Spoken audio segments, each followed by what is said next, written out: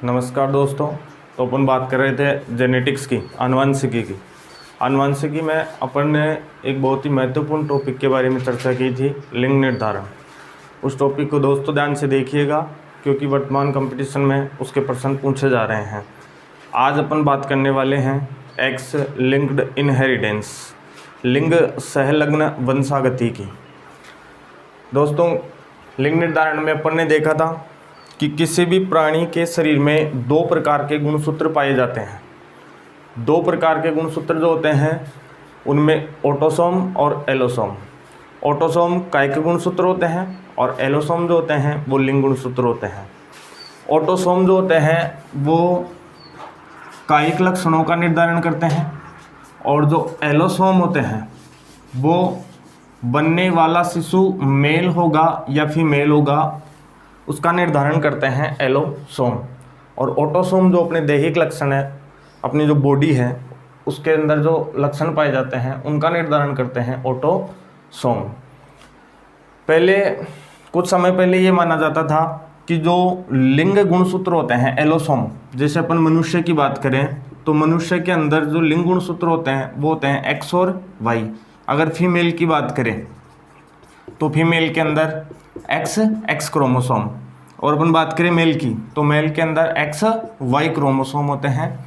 कुछ समय पहले ऐसा माना जाता था कि ये जो एलोसोम होते हैं ये केवल लिंग का निर्धारण करने का कार्य करते हैं, लेकिन कुछ समय बाद ये पता चला कि ये लिंग निर्धारण के अलावा भी कई लक्षणों को पीढ़ी दर पीढ़ी ले जाने का कार्य करते हैं।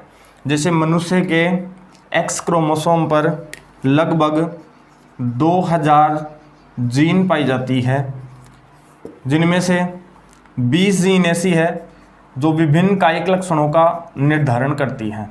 विभिन्न कायिक लक्षणों का निर्धारण करती हैं।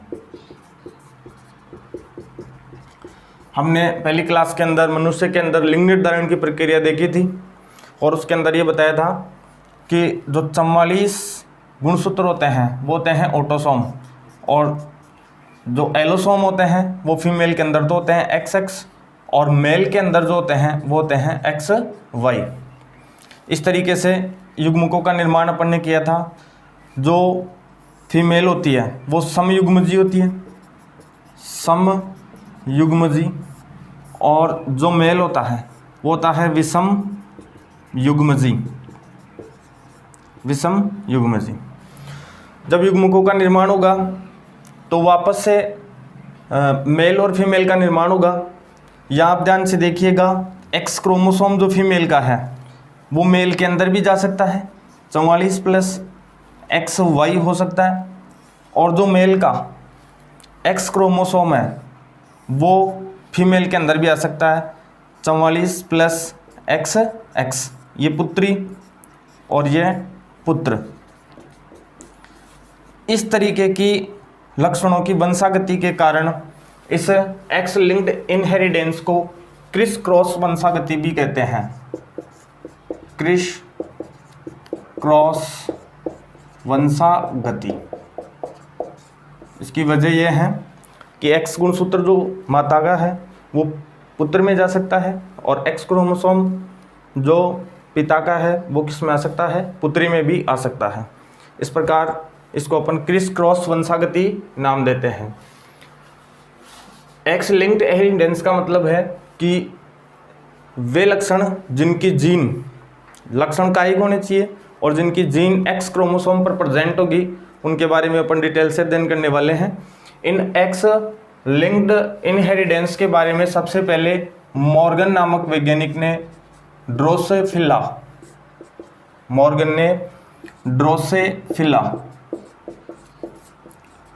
फल मक्खी पर अध्ययन करते हुए इसकी खोज की थी, और इन्होंने आंखों के रंग का निर्धारण करने वाली जीन, आंखों के रंग का निर्धारण करने वाली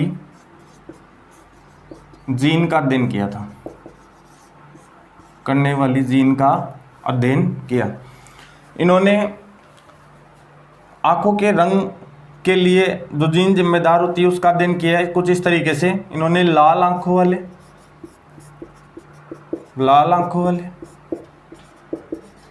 और श्वेत आंखों वाले लक्षणों के मध्य क्रॉस करवाया। तो जो F1PD मिलती है, F1PD, उसके अंदर लाल रंग वाली आंखों वाली मक्खियाँ प्राप्त होती है। F1PD के अंदर जब इन्होंने क्रॉस करवाया, F1 के दो सदस्यों के मध्य क्रॉस करवाया, तो इनको जो जीनोटाइप मिला वो कुछ इस तरीके, फिनोटाइप मिला वो कुछ इस तरीके से मिला। एक तो लाल आँख वाली फीमेल और एक लाल आँख वाली फीमेल, लाल आँख फीमेल, एक लाल आँख मेल और एक सफ़ेद आँखों वाला मेल, सफ़ेद आँखों वाला मेल। इसके अंदर जो है वो लाल रंग जो है वो फीमेल के अंदर पीढ़ी दर पीढ़ी आगे से आगे जो जा रहा है वो एक्स क्रोमोसोम की वजह से जा रहा है, क्योंकि इसका रंग का निर्धारण करने वाली जो जीन थी वो प्रेजेंट थी एक्स क्रोमोसोम पर। एक्स मीन्स फीमेल, फीमेल के अंदर ये पीढ़ी दर पीढ़ी आगे जा रहा है। ये सब एक्स लिंक्ड इनहेरिटेंस की वजह से होता है। और ऐसा खोजा था किसने? मॉर्गन ने, ड्रोसोफिला पर कार्य करते हुए। आज अपन बात करने वाले हैं मनुष्य के अंदर जो एक्स लिंक्ड इनहेरिटेंस होती है उसकी बात करने वाले हैं। उसमें अपन दो रोगों से समझेंगे, एक वर्णांधता कलर ब्लाइंडनेस और एक है हीमोफीलिया।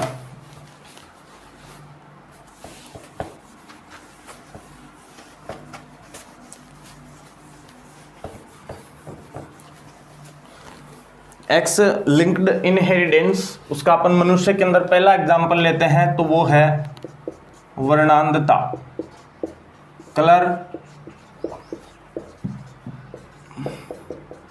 Blindness, colour blindness.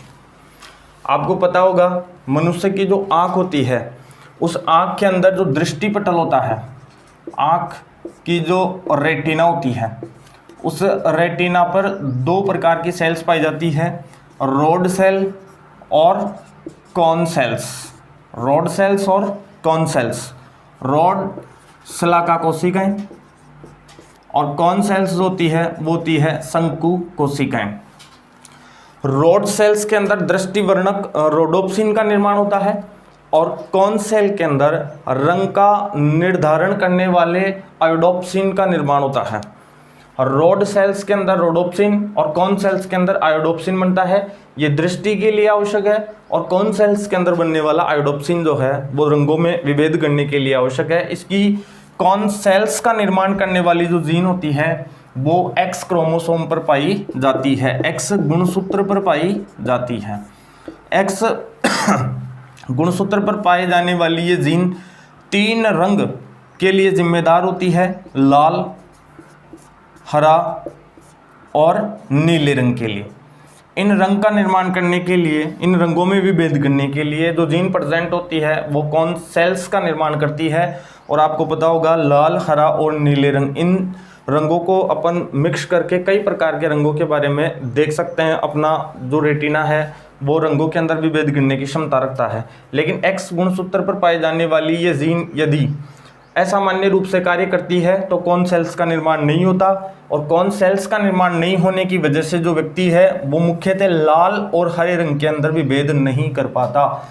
वर्णांधता या कलर ब्लाइंडनेस से ग्रसित व्यक्ति लाल और हरे रंग के अंदर भी भेद नहीं कर पाता। ऐसा मान के चलो कि रेलवे में नौकरी नहीं लगता, लाल झंडी और हरी झंडी, उसमें विभेद नहीं कर पाएगा लाल और हरे रंग के अंदर। एक्स गुणसूत्र पर जीन प्रेजेंट है, आंखों की जो रेटिना है उस पर पाए जाने वाली कौन सेल्स का निर्माण करने के लिए जो जीन है वो एक्स क्रोमोसोम पर पाई जाती है। अब कुछ एग्जांपल्स से अपन समझते हैं। यहाँ पहले आप देख लीजिएगा, पुरुष जो होता है 44 प्लस एक्स वाई होता है, उसके अंदर एक एक्स क्रोमोसोम है, और फीमेल के अंदर 44 प्लस एक्स 2 क्रोमोसोम है। यदि पुरुष के अंदर एक क्रोमोसोम है और वो सामान्य है तो पुरुष सामान्य होगा, यानी वर्णांतरता से संबंधित उसमें कुछ भी नहीं देखा जाएगा। यदि 44 प्लस एक्स एक एक्स क्रोमोसोम है और उस पर वर्णांतरता की जीन प्रेजेंट है तो पुरुष जो होगा वो रोगग्रस्त होगा, रोगग्रस्त होता है। और इधर अपन बात करें तो 44 प्लस एक्स एक एक्स पर यदि वर्णांतरता की जीन प्रेजेंट है तो ऐसी स्त्री रोगग्रस्त न कहलाकर रोगवाह कहलाएगी। ये स्त्री खुद तो रोगग्रस्त नहीं होगी लेकिन इस रोग को आगे पीढ़ी दर पीढ़ी ले जाने का कार्य करेगी। अपन अभी क्वेश्चन करेंगे, उनके अंदर देखेंगे कि किस तरीके से ये फीमेल ये वर्णांतरता रोग को पीढ़ी दर पीढ़ी आगे ले जाने का कार्य करती है। तीसरी स्थिति अगर अपन फीमेल के लिए देखें तो ये होगी 44 प्लस एक्स सी और 44 प्लस एक्स सी। ये स्त्री जो होगी ये होगी रोगग्रस्त। तो इस स्त्री के अंदर 3 पोजीशन अपन देख सकते हैं। 44 प्लस एक्स एक्स होगी तो स्त्री होगी सामान्य और 44 प्लस एक्स सी एक एक्स नॉर्मल होगा। तो ऐसी स्थिति खुद तो रोगग्रस्त नहीं होगी लेकिन इस रोग को पीढ़ी दर पीढ़ी ले जाने का कार्य कर सकती है। ऐसी स्त्री रोगवाहक स्त्री होगी। उसके बाद में अपन बात करें तो 44 प्लस एक्स सी ऐसी स्त्री जो होगी दोनों क्रोमोसोम पर वर्णांतरता से संबंधित जीन है तो रोगग्रस्त हो जाएगी। अपन बात करें मेल की तो मेल में 2 ही केस बनते हैं, तो 44 प्लस एक्स वाई तो सामान्य होगा और 44 प्लस एक्स सी तो वो पुरुष होगा रोगग्रस्त। इस तरीके से अपन इसको समझ सकते हैं। अब एक क्वेश्चन करते हैं अपन, एक सामान्य पुरुष का विवाह, एक सामान्य पुरुष का विवाह एक रोगवाहक स्त्री से होता है, स्त्री से होता है तो उनकी संतानें कैसी होगी। कहने का मतलब ये है कि उनमें वर्णांतरता की क्या पोजीशन रहेगी। प्रश्न ध्यान से समझिएगा। पुरुष सामान्य है और जो स्त्री है वो है रोगवाहक। पुरुष सामान्य और स्त्री जो है ये पुरुष सामान्य और स्त्री रोगवाहक। तो अपन यहाँ लिख लेते हैं पुरुष और स्त्री। पुरुष जो था 44 प्लस एक्स वाई नॉर्मल होगा, स्त्री 44 प्लस एक्स सी और एक्स होगी। वो युग्मकों का निर्माण होगा तो अपन पहले डिस्कस कर चुके इस बारे में बहुत। 22 प्लस एक्स और 22 प्लस वाई।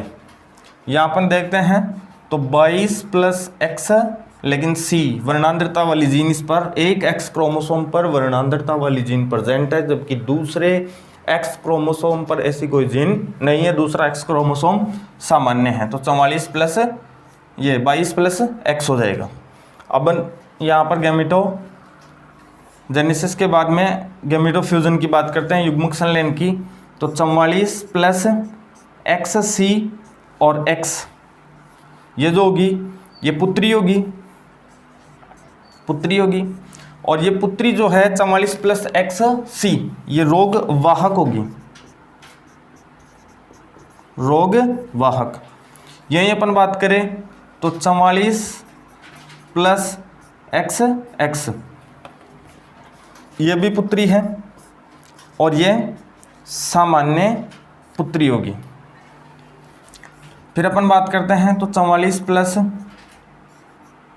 एक्स सी और वाई ये पुत्र होगा और जो पुत्र होगा वो रोगग्रस्त होगा, क्योंकि पुत्र रोगवाहक नहीं होता, सीधा रोगग्रस्त होता है। उसके अंदर एक ही एक्स क्रोमोसोम है, अगर उस पर भी वो जीन प्रेजेंट है तो वो रोगग्रस्त होगा। उसके बाद में अपन बात करें दूसरा पुत्र तो 44 प्लस एक्स वाई दूसरा पुत्र होगा वो कैसा होगा, सामान्य होगा। अब ध्यान से देखिएगा आप, अगर टोटल संततियों की अपन बात करते हैं तो इसके अंदर जो 25% संततियां हैं वो तो होगी रोगग्रस्त, चाहे से अपन टोटल की बात कर रहे हैं चाहे से वो मेल हो या फीमेल हो। 25% तो रोगग्रस्त और जो 25% संततियां होगी वो होगी रोगवाहक, और जो 50% संततियाँ होती है वो होगी सामान्य। इस तरीके के प्रश्न आजकल एग्जाम में पूछे जा रहे हैं। एक पुरुष है सामान्य और स्त्री है रोग वाहक, उनकी यदि शादी होती है और उनकी संततियाँ होगी तो वर्णांतरता की उनमें क्या स्थिति होगी, इसको देखने के लिए अपन ने एक न्यूमेरिकल के माध्यम से हल किया। तो अपने को मिला कि जो एक पुत्र है वो रोगग्रस्त, जो एक पुत्री होगी वो रोग वाहक, एक पुत्री सामान्य और एक पुत्र सामान्य। तो टोटल अपन ये बता सकते हैं कि 25% संततियाँ हैं रोगग्रस्त, 25% संततियाँ हैं रोग वाहक और 50% संततियाँ हैं वो कैसी है, सामान्य है। इस तरीके का एक आधा क्वेश्चन अपन और हल करते हैं वर्णांतरता से संबंधित। इस बार मैं ले रहा हूँ जो पुरुष है वो पुरुष तो है वर्णांतर और जो स्त्री है वो इस बार भी कैसी है, रोग वाहक। प्रश्न ध्यान से सुनिएगा। एक वर्णांतर पुरुष का विवाह है यदि एक रोग वाहक स्त्री के साथ हो जाता है तो उनकी संततियों में वर्णांतरता की स्थिति क्या होगी वो देखने के लिए अपन क्वेश्चन हल करते हैं। पुरुष वर्णांतर है तो आपको पता है 44 प्लस XCY, और अपन बात करें स्त्री की तो 44 प्लस XC और X, कुछ इस तरीके की पोजीशन होगी। अब अपन गैमेटोजेनेसिस करते हैं, युग्मक संलयन करते हैं, युग्मक निर्माण करते हैं, उस पर युग्मक निर्माण। तो युग्मक निर्माण करेंगे तो देखेंगे अपन XC और Y, इधर देखते हैं XC और X। अब यहाँ अपन गैमेटोजेनेसिस की क्रिया करते हैं तो ये फीमेल होगी XC और XC, उसके बाद में अपन देखते हैं तो XC और X, उसके बाद में देखें तो XC और Y, और उसके बाद में देखें तो XY। अब आप ध्यान से देखिए, ये जो है वो है पुत्री, फीमेल है, और ये है रोगग्रस्त, क्योंकि अपन ने पहले बात कर ली है कि दोनों एक्स क्रोमोसोम पर वर्णांतरता से संबंधित जीन है, तभी स्थिति क्या होगी, रोगग्रस्त। तो ये पुत्री रोगग्रस्त, ये जो पुत्री है ये होगी रोग वाहक, ये जो पुत्र है ये होगा रोग ग्रस्त, और ये जो पुत्र है वो होगा सामान्य। तो अपनी कंडीशन क्या बन सकती है, ध्यान से देखिएगा। जो रोगग्रस्त है वो कितने आ रहे हैं, टोटल संततियों की बात करें तो 50% जो होंगे वो सीधे रोगग्रस्त होंगे, 50% जो होंगे वो रोगग्रस्त, 25% जो होंगे वो कैसे होंगे, रोग वाहक, 25% रोग वाहक, और 25% संततियाँ होगी वो कैसी होगी, सामान्य संततियाँ होगी।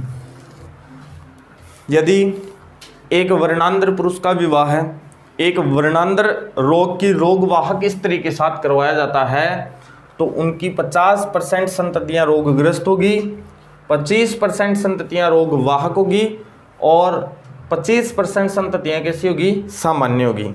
वहीं अपन अगर वर्णांतर पुरुष और रोगवाहक स्त्री की पुत्रियों की बात करें तो पुत्रियों में आधी पुत्रियां तो रोगग्रस्त होगी और आधी पुत्रियां रोग वाहक होगी। इस तरीके के क्वेश्चन अपन कर सकते हैं। एक क्वेश्चन आपसे है, एक वर्णांतर स्त्री जो है वो वर्णांतर रोग से ग्रसित है तो उसके जो पिता है वो और उसके जो पुत्र है उसकी क्या स्थिति होगी, या वर्णांतर स्त्री के पिता और पुत्र किस प्रकार के होंगे, इसका आपको जवाब देना है।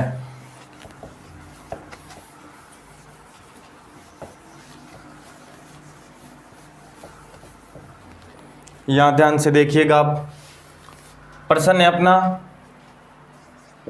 जो वर्णांतर स्त्री है उसके वर्णांतर स्त्री के पिता व पुत्र कैसे होंगे या वर्णांतरता की उनमें क्या स्थिति रहेगी। तो सबसे पहले अपन बात कर लेते हैं वर्णांतर स्त्री XC और XC। अब अपन इसकी बात करें तो इसको एक एक्स क्रोमोसोम जो है वो किससे मिला है? पिता से, और एक एक्स क्रोमोसोम है वो किससे मिला है? माता से। तो इसकी माता में एक एक्स क्रोमोसोम पर वर्णांतरता की जीन होना जरूरी है, चाहे इसे दोनों पर रहे या ना रहे, लेकिन एक एक्स क्रोमोसोम जो इसको अपनी माँ से मिला है, अपनी इस स्त्री की बात कर रहे हैं, ये इसकी माँ है और ये इसका क्या है? पिता है। इसके अंदर एक एक्स क्रोमोसोम जो है वो माँ से आया है और दूसरा एक्स क्रोमोसोम जो है वो किससे आया है? पिता से आया है। तो ये पिता से आने वाला एक्स क्रोमोसोम जब कलर ब्लाइंडनेस से संबंधित होगा तभी यह स्त्री वर्णांतर हो सकती है। यदि पिता सामान्य होता तो किसी भी कंडीशन में ये स्त्री वर्णांतर नहीं होती, ये रोगवाहक होती। लेकिन पिता से आने वाले एक्स क्रोमोसोम पर वर्णांतरता से संबंधित जीन है, इसलिए ये जो स्त्री है ये वर्णांतर स्त्री होगी। इसलिए कन्फर्म है 100% ये बात है कि इसका पिता हमेशा कैसा होगा? वर्णांतर। पिता जो है वो वर्णांतर होगा, क्योंकि ऐसी स्त्री बनी तब सकती है जब उसका पिता क्या हो? वर्णांतर हो। बात करें अपन इसका विवाह यदि चाहे सामान्य पुरुष के साथ ही कर दिया जाए एक्स वाई, लेकिन इसके अंदर जो पुत्र होगा, पुत्र के लिए जो एक्स क्रोमोसोम है वो स्त्री से आएगा 44 एक्स सी और वाई। दूसरा पुत्र भी अपन देख लें तो एक्स सी और वाई क्रोमोसोम हो गया। तो इसके जो पुत्र होंगे उनमें जो एक्स क्रोमोसोम है, वाई क्रोमोसोम तो पिता से आएगा पुत्रों में, और एक्स क्रोमोसोम जो होगा वो किससे आएगा? माँ से आएगा। ऑलरेडी इसके अंदर इसकी माँ भी या तो रोगग्रस्त है या रोगवाहक है। ये स्त्री वर्णांतर तभी हो सकती है जब इसकी माँ तो क्या हो? या तो रोगवाहक या वर्णांतर, और पिता क्या हो? वर्णांतर। अब एक्स क्रोमोसोम जो इस स्त्री से इसके अंदर आया है, इसके पुत्रों के अंदर आया है, तो इसके पुत्र भी कैसे होंगे? वर्णांतर। तो ध्यान रखिएगा, पुत्र भी कैसे होंगे? वर्णांतर। तो अपन ये कह सकते हैं कि एक वर्णांतर स्त्री के पिता और पुत्र दोनों जो है वो कैसे होते हैं? वर्णांतर होते हैं। आप यहाँ देख लीजिएगा, पुत्र है इसका, ये वर्णांतर होगा, और इसका जो पिता है वो भी कैसा होगा? वर्णांतर होगा। इस तरीके के क्वेश्चन आजकल कंपटीशन एग्जाम में पूछे जा रहे हैं, तो आप इनका ध्यान रखिए। अपन ने वर्णांतरता पढ़ी है। वर्णांतरता इसके लिए जो जीन जिम्मेदार होती है वो एक्स क्रोमोसोम पर प्रेजेंट होती है। एक्स क्रोमोसोम पर पाई जाने वाली ये जीन्स अपने रेटिना के रोड सेल्स और कॉन सेल्स, स्पेशल तौर से देखें अपन तो कॉन सेल्स के लिए जिम्मेदार होती है। कॉन सेल्स के अंदर रंग का विभेदन करने के लिए जो आयोडोप्सिन पाया जाता है उसका निर्माण होता है, और ये मुख्य रूप से 3 रंग लाल, हरा और नीले रंग का विभेद करने के लिए आवश्यक होती है। इन 3 रंग का यदि अपन विभेद कर लेते हैं तो अपन इनसे मिले जुले जितने भी कलर हैं, बहुत सारे कलर बन जाते हैं इनसे, उनके अंदर विभेद कर पाएंगे। लेकिन यदि वर्णांतरता के अंदर ये जीन एब्सेंट होगी तो कॉन सेल्स का निर्माण नहीं होगा, आयोडोप्सिन का निर्माण नहीं होगा, और जो संततियां हैं उनके अंदर क्या होगा? रंग के अंदर विभेद नहीं कर पाएंगे। कौन से? मुख्यतः लाल और हरे रंग के अंदर विभेद नहीं कर पाते। 3-4 अपन ने क्वेश्चन किए। एक कंडीशन यहाँ पर ने देखी कि एक वर्णांतर स्त्री का पिता और पुत्र हमेशा कैसे होते हैं? वर्णांतर होते हैं। ये था अपना कलर ब्लाइंडनेस, जो एक्स लिंक्ड इनहेरिटेंस का एग्जाम्पल था, एक्स गुणसूत्र के कारण होने वाली वंशागति का उदाहरण। नेक्स्ट एग्जाम्पल जो देखते हैं अपन वो है हीमोफीलिया।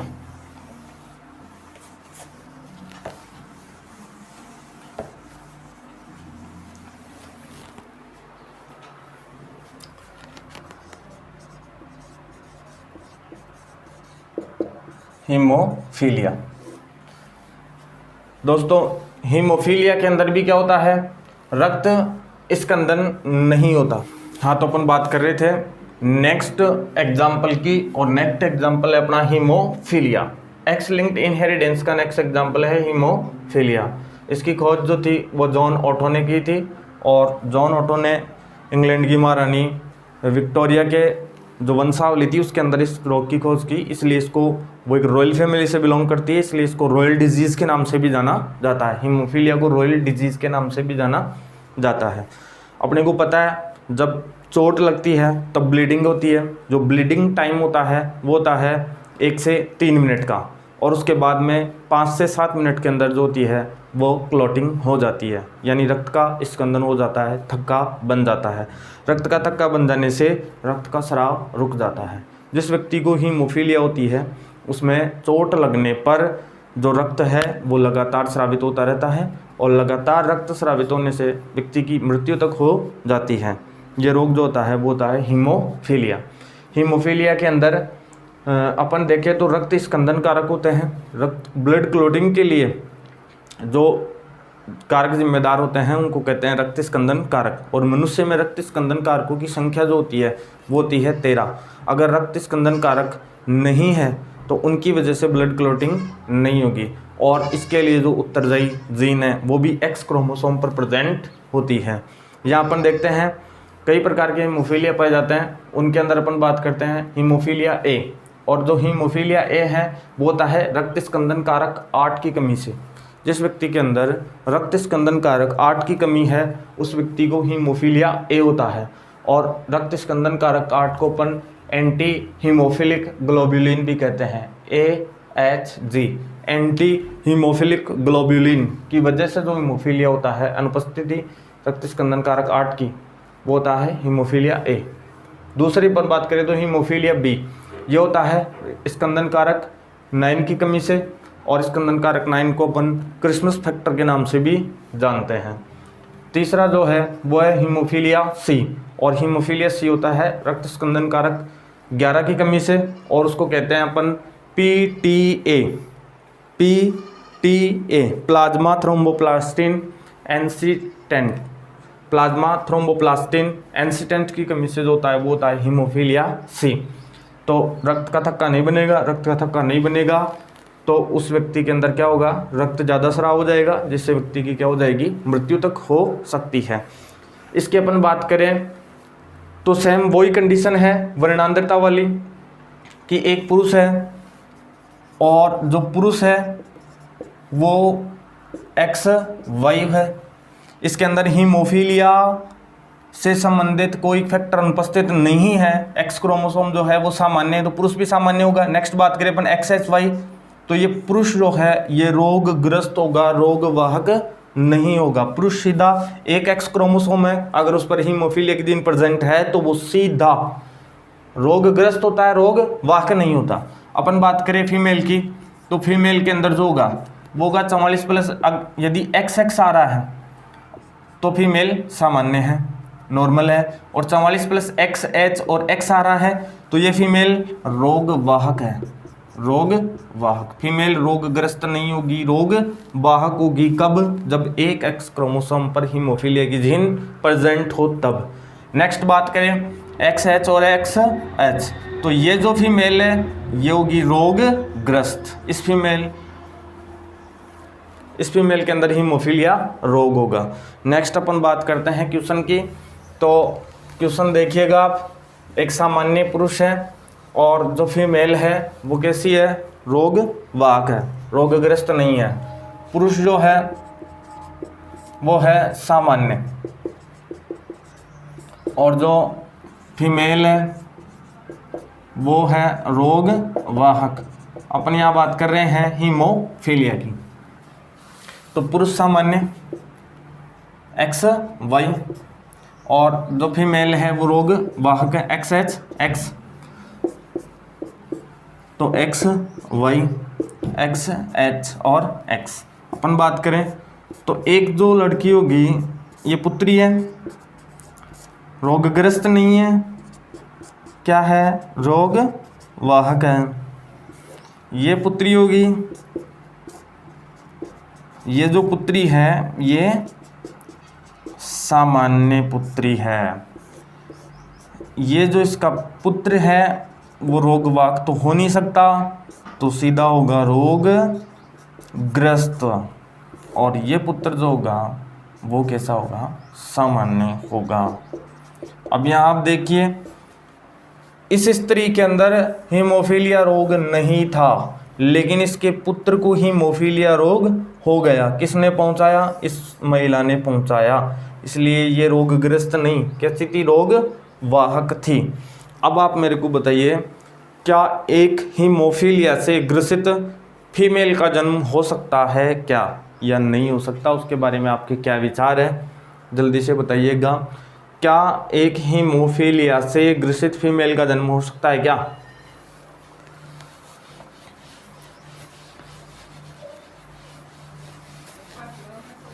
अब दोस्तों ध्यान से देखिए, ये जो फीमेल है ये हीमोफीलिया से ग्रसित है, हीमोफीलिया से ग्रसित है। ऐसी कंडीशन बनाने के लिए अपने को इसकी जो फीमेल है, इसकी जो माता है वो हीमोफीलिया से क्या होनी चाहिए? या तो वाहक होनी चाहिए, या माता क्या होनी चाहिए? रोगग्रस्त होनी चाहिए। तो ये रोगग्रस्त वाली कंडीशन तो बन नहीं सकती। क्यों? क्योंकि यदि माँ रोग से ग्रसित है तो मेंस्ट्रुअल साइकिल, आवर्त चक्र के दौरान जो यूट्रस की एंडोमेट्रियम रप्चर होती है, जो ब्लीडिंग होती है, वो नहीं रुकेगी, और वो नहीं रुकने की वजह से ऐसी फीमेल मेंस्ट्रुअल साइकिल के बाद जीवित नहीं रह सकती। इसके पिता की बात अपन करते हैं तो X, H और Y, पिता ऐसा होगा तभी ये फीमेल बन सकती है। चलो माता तो अपन ने ये मान ली, ये माता हो सकती है, ये रोग वाहक है, एक X क्रोमोसोम इसने अपना दे दिया, लेकिन पिता से आने वाला X क्रोमोसोम भी ऐसा होना चाहिए। अगर ऐसा X क्रोमोसोम पिता के अंदर है तो ऐसा पिता या ऐसा पुरुष जो होगा वो पिता बनने जितने दिन जीवित ही नहीं रह पाता है। पिता बनने से पहले छोटी मोटी चोट कहीं लग जाती है, ब्लीडिंग होती रहेगी और उसकी मृत्यु हो जाएगी। इसलिए साधारणतया ऐसी फीमेल का जो जन्म है वो नहीं होता। ये दो इम्पोर्टेंट रोग थे जिनके बारे में अपन ने अध्ययन किया, एक वर्णांधता और दूसरा था हीमोफीलिया। दोनों की जो जीन प्रेजेंट होती है वो X क्रोमोसोम पर प्रेजेंट होती है, इसलिए इसको कहते हैं एक्स लिंक्ड इनहेरिटेंस, या जो क्रिस क्रॉस वंशागति के नाम से भी इसको जाना जाता है। इनकी वंशागति किस तरीके की होती है उसके भी अपन ने एग्जाम्पल लिए गई और देखा। जो वर्णांध स्त्री है उसका पिता और पुत्र दोनों कैसे होंगे? वर्णांध होंगे। एक हीमोफीलिया रोग से ग्रसित फीमेल का जन्म नहीं हो सकता। क्यों? क्योंकि यदि उसकी माता हीमोफीलिया से ग्रसित है तो मेंस्ट्रुअल साइकिल के समय ही उसकी क्या हो जाएगी? डेड हो जाएगी, मृत्यु हो जाएगी। और जो उसका पिता है वो हीमोफीलिया से ग्रसित है, तो इसलिए पिता इतने दिन जीवित नहीं रह पाता कि वो पिता बन सके। नेक्स्ट पीरियड में अपन बात करने वाले हैं गुणसूत्रीय विकारों की। बहुत इंपॉर्टेंट टॉपिक है गुणसूत्रीय विकार। उनसे आजकल कॉम्पिटिटिव एग्जाम में नीट, ICAR, जेट के अंदर प्रश्न पूछे जा रहे हैं। गुणसूत्रीय विकार जो है वो दो प्रकार के होते हैं, लिंग गुणसूत्रों के कारण होने वाले और अलिंग गुणसूत्रों के कारण होने वाले विकार है। आप वीडियो रेगुलर देखते रहें, आपको बहुत फ़ायदा होगा, क्योंकि यहाँ जो कंसेप्ट बताए जा रहे हैं उनसे रेगुलर एग्जाम के अंदर क्वेश्चन आ रहे हैं। नेक्स्ट पीरियड के लिए तैयार रहिए। गुणसूत्रीय